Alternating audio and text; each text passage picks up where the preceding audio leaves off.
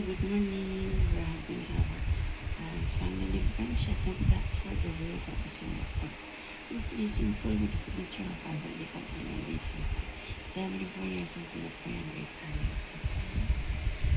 Completely simple. I think my sunshine is we're having our family brunch at the Blackford Road of Singapore. April 9, 2026.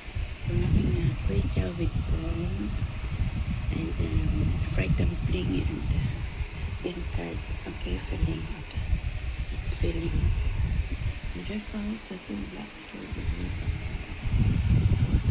Family brunch. Enjoy Singapore. This is simple vlogs, okay? Enjoy Singapore. I help them take video and photo. Okay? Enjoy Singapore. Nice to meet you, Francis Hindi.